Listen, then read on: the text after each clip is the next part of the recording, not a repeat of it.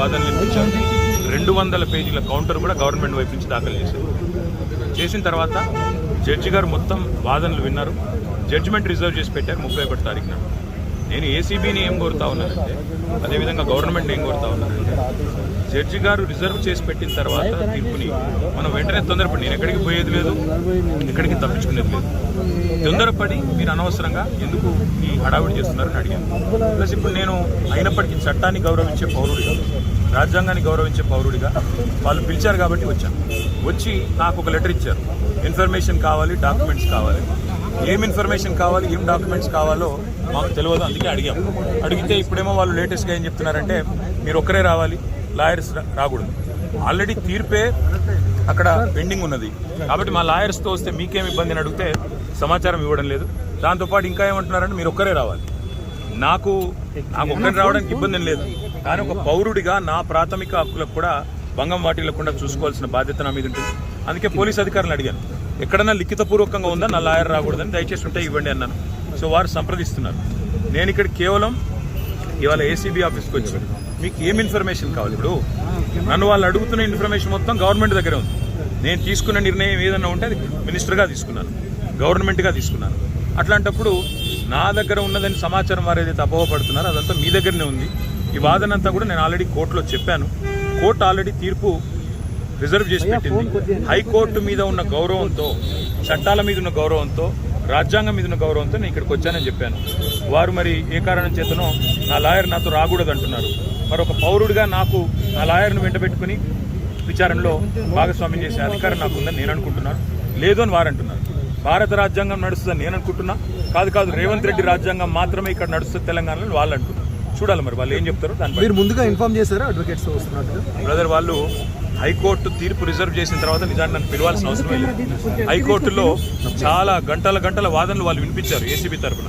ఇవాళ కొత్తగా మళ్ళీ ఇప్పుడు శోధించేది సాధించేది ఏమి లేదు. చెప్పాల్సింది కూడా చెప్పకుండా ఇక్కడేదో హడావుడి చేసి నిన్న రైతు భరోసా ఎగ్గొట్టారు కాబట్టి రైతు భరోసా నుంచి తప్పించుకోవడానికి 2 రోజులు మీడియాలో ఈ డ్రామా నడపాలని రేవంత్ రెడ్డి గారు అనుకుంటున్నారు. దీనికి మేము బాధపడం. రేవంత్ రెడ్డి గారు ఏమనుకున్నా 15,000 ఇస్తానని చెప్పి 12,000 ఇచ్చిన విషయము ప్రజలకు గుర్తుంది. మీరు ఎన్ని డ్రామాలు చేసినా మాకు ఇంకో సమాచారం కూడా ఉంది. నేను ఇక్కడికి రాగానే కావాలని కేటీఆర్ ఇంటి మీద రైడ్స్ అని చెప్పి అక్కడ రైడ్లు చేయించాలని ఆలోచన చేస్తూ ఉన్నాను. పర్వాలేదు, ఇవన్నీ డ్రామాలు మాకు తెలుసు. మీరు ఎన్ని డ్రామాలు చేసినా రాష్ట్ర ప్రజలకు నేను చేసే విజ్ఞప్తి ఒకటే, 420 హామీలు ఏవైతే రేవంత్ రెడ్డి ప్రభుత్వం ఇచ్చిందో అది అమలు చేసేదాకా కొట్లాడదాం. కేసులు ఎన్ని పెట్టినా, మీడియా మేనేజ్మెంట్ పాలిటిక్స్ ఎన్ని చేసినా భయపడాల్సిన అవసరం లేదు, బాధపడాల్సిన అవసరం లేదు. వాళ్ళు ఎన్ని రైడ్స్ చేసుకున్నా, ఎన్ని డ్రామాలు చేసినా సరిపోతుంది. నా లాయర్లు ఉంటే వాళ్ళకి వచ్చిన ఇబ్బంది ఏంటంటే, నాతో పాటు లాయర్లు ఉంటే నా రైట్స్ ప్రొటెక్ట్ చేయబడతాయి. ఇక్కడ మా పట్నం నరేందర్ రెడ్డి గారిని అరెస్ట్ చేసినప్పుడు ఆయన ఇవ్వని స్టేట్మెంట్ ఇచ్చినట్టుగా పోలీసులు తప్పుడు వార్తలు రాసి మీడియాకి లీక్ చేశారు. అట్లా కాకుండా నా రైట్స్ నేను ప్రొటెక్ట్ చేసుకోవాలి కాబట్టి లాయర్ ఉండాలని కోరుతున్నాను. వాళ్ళకి వచ్చిన ఇబ్బంది సార్, ఇప్పుడు ఈ స్థాయిలో ఆంక్షలు పెట్టారు, మీరు నేరుగా విచారణకు అటెండ్ అవుతున్నారు. వాళ్ళు చెప్పిన అదే చెప్తున్నా బ్రదర్, నేను ఆంక్షలు నరేందర్ రెడ్డి గారు ఇవ్వని స్టేట్మెంట్ ఇచ్చినట్టుగా తప్పుడు స్టేట్మెంట్లు రికార్డ్ చేసిందే పోలీసు వాళ్ళు. అందుకే నాకు వాళ్ళ మీద నమ్మకం లేదు కాబట్టి నా లాయర్లను తెచ్చుకున్నాను. ఇప్పుడు మా ఇంటి మీద రైడ్స్ చేసి కూడా నాకు తెలిసి ఏం చేయబోతుంది, రైడ్స్ చేసి అవసరమైతే కొన్ని ఇంప్లాంట్ చేసి కొన్ని లేనిపోని సృష్టించి అందులో ప్లాంట్ చేసి దాని మీద కేసు బనాయించాలని వీళ్ళ చిల్లర ప్రయత్నం. నేను చిట్టినాయుడు గారికి చెప్పేది ఒకటే, ఇవన్నీ డ్రామాలు చేసినా, ఎన్ని కథలు పడ్డా, ఎన్ని అక్రమ కేసులు పెట్టినా, నువ్వు రైతు భరోసా ఎగ్గొట్టింది ప్రజలకు తెలుసు, నువ్వు మాట తప్పింది తెలుసు, 420 హామీలు ఎత్తగొట్టింది ప్రజలకు అర్థమైంది. నువ్వెన్నీ చేసుకున్నా తప్పకుండా నేను వదిలిపెట్టాం. ప్రజాక్షేత్రంలో తప్పకుండా మా హక్కుల కోసం కొట్లాడు. ఇవాళ నేను అడిగేది ఏంటంటే, మొన్న నరేందర్ రెడ్డికి జరిగింది, ఇవాళ నాకు జరగదని గ్యారంటీ ఏంది? నరేందర్ రెడ్డి ఈయన స్టేట్మెంట్ ఇచ్చినట్టు, కన్ఫెషన్ ఇచ్చినట్టు, అనవసరంగా నా పేరు చెప్పినట్టు లేనిపోని పుకార్లు వీళ్ళే సృష్టించిన పోలీసు వాళ్ళు మీడియాకు లీక్లు ఇచ్చారు. నాకు కూడా అట్లే చేస్తారనేది నా డౌట్. రెండవది ఇవాళ నేను మళ్ళీ చెప్తున్నా, నేను ఇక్కడ రాగానే నా ఇంటి మీద రైడ్ చేయాలని చెప్పి వాళ్ళు ప్లాన్ చేసుకున్నారు. తప్పకుండా నా ఇంటి మీద రైడ్ చేస్తే కూడా అందులో ఏమని ఇరికిచ్చి రేవంత్ రెడ్డి గారు ఇచ్చిన 2 చిట్టీలు, అవసరమైతే ఇంకో 2 ఏమైనా సృష్టించి అని ఇరికిచ్చి కావాలని బదనాం చేయాలన్న చిల్లర ప్రయత్నం వాళ్ళు చేస్తున్నారు. నా హక్కుల కోసం తప్పకుండా నేను కొట్లాడతాను. న్యాయవాదుల సమక్షంలో ఎంక్వైరీ చేయాలని కోరుతున్నాను. తప్పే చాలాసేపటి నుంచి వెయిట్ చేస్తున్నారు, ఇంకెంతసేపు వెయిట్ చేస్తారు, ఏమని చెప్తున్నారు? 5 నిమిషాలు చూసిన తర్వాత మరి పోలీసులు సహకరించకపోతే నా దారి నేను అంటే ఇప్పటివరకైతే ఏం చెప్పట్లేదు. పోలీసు వాళ్ళు మరి లిఖితపూర్వకంగా ఏం చేయట్లేదు, కానీ వాళ్ళు ఫోన్లు వాళ్ళు ఏదో మాట్లాడుతున్నారు పైకి.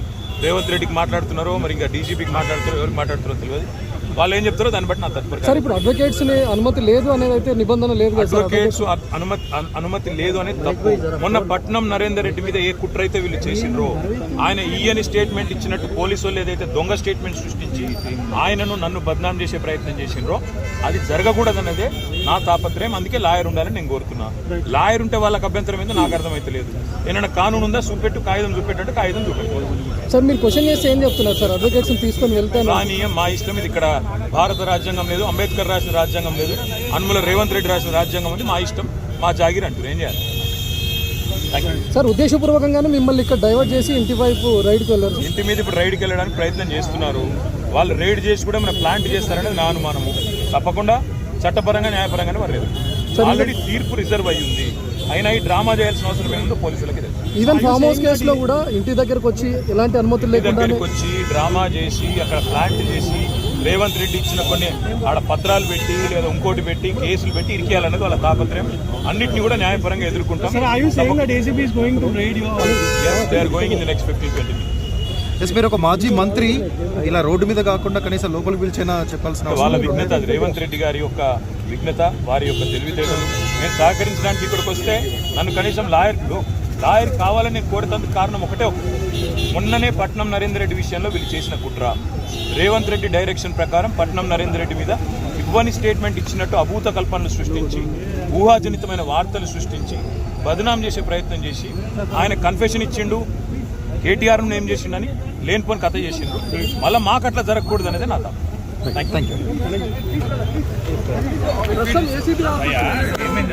నా ప్రాథమిక హక్కులకు కూడా భంగం వాటిల్లకుండా చూసుకోవాల్సిన బాధ్యత నా మీద ఉంది. అందుకే పోలీస్ అధికారులు అడిగారు, ఎక్కడన్నా లిఖితపూర్వకంగా ఉందా నా లాయర్ ఇవ్వండి అన్నాను. సో వారు సంప్రదిస్తున్నారు. నేను ఇక్కడ కేవలం ఇవాళ ఏసీబీ ఆఫీస్ ఏం ఇన్ఫర్మేషన్ కావాలి? ఇప్పుడు నన్ను వాళ్ళు అడుగుతున్న ఇన్ఫర్మేషన్ మొత్తం గవర్నమెంట్ దగ్గర ఉంది. నేను తీసుకున్న నిర్ణయం ఏదన్నా ఉంటే మినిస్టర్గా తీసుకున్నాను, గవర్నమెంట్గా తీసుకున్నాను.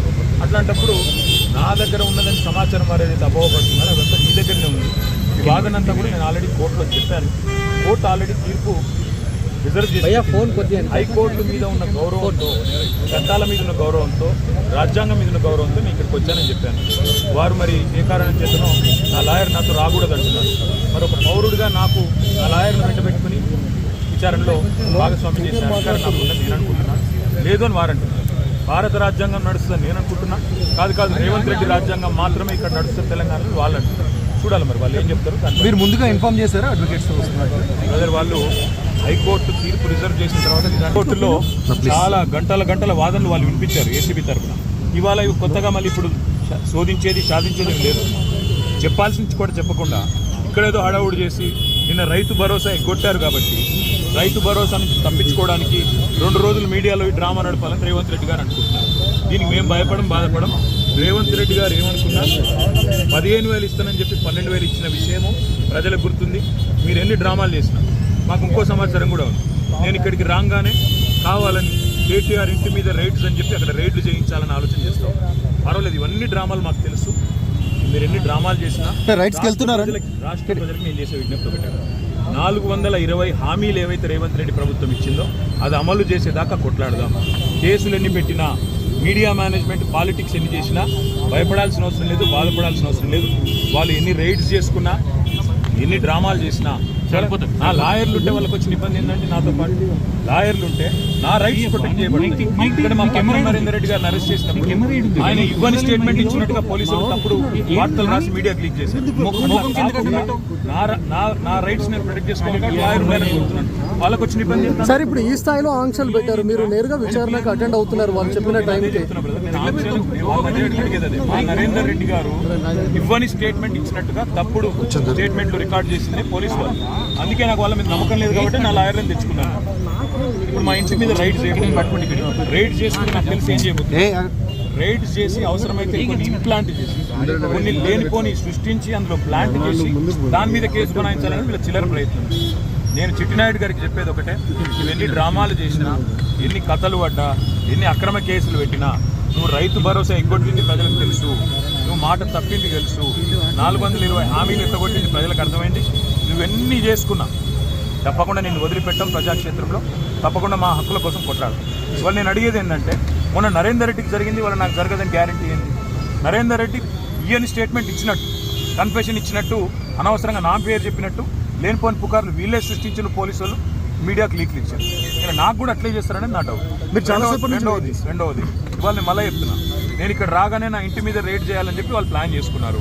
తప్పకుండా నా ఇంటి మీద రేడ్ చేస్తే కూడా అందులో ఏమన్నా ఇరికిచ్చి రేవంత్ రెడ్డి గారు ఇచ్చిన 2 చిట్టీలు, అవసరమైతే ఇంకో 2 ఏమైనా సృష్టించి అని ఇరికిచ్చి కావాలని బదనాం చేయాలన్న చిల్లర ప్రయత్నం వాళ్ళు చేస్తున్నారు. నా హక్కుల కోసం తప్పకుండా నేను కొట్లాడతాను.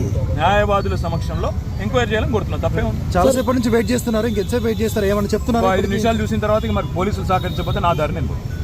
అంటే ఇప్పటివరకు అయితే ఏం చెప్పట్లేదు పోలీసు వాళ్ళు. మరి లిఖితపూర్వకంగా ఏం చేయట్లేదు, కానీ వాళ్ళు ఫోన్లు వాళ్ళు ఏదో మాట్లాడుతున్నారు పైకి. రేవంత్ రెడ్డికి మాట్లాడుతున్నారో మరి ఇంకా డీజీపీకి మాట్లాడుతారో ఎవరికి మాట్లాడుతారో తెలియదు. వాళ్ళు ఏం చెప్తారో దాన్ని బట్టి నా తత్పర. సార్ ఇప్పుడు అడ్వకేట్స్ అనుమతి లేదు అనేది అయితే నిబంధన లేదు కదా సార్? అడ్వకేట్స్ అనుమతి లేదు అనేది తప్పు. మొన్న పట్నం నరేందర్ రెడ్డి మీద ఏ కుట్ర అయితే వీళ్ళు చేసిండ్రో, ఆయన ఈయని స్టేట్మెంట్ ఇచ్చినట్టు పోలీసు వాళ్ళు ఏదైతే దొంగ స్టేట్మెంట్ సృష్టించి ఆయనను నన్ను బద్నాం చేసే ప్రయత్నం చేసిండ్రో అది జరగకూడదన్నదే నా తాపత్రయం. అందుకే లాయర్ ఉండాలని నేను కోరుతున్నా. లాయర్ ఉంటే వాళ్ళకి అభ్యంతరం ఏందో నాకు అర్థమైతే లేదు. ఏమైనా కానూను ఉందా చూపెట్టు, కాగితం చూపెట్టు అంటే కాగితం చూపెట్టాను. సార్ మీరు క్వశ్చన్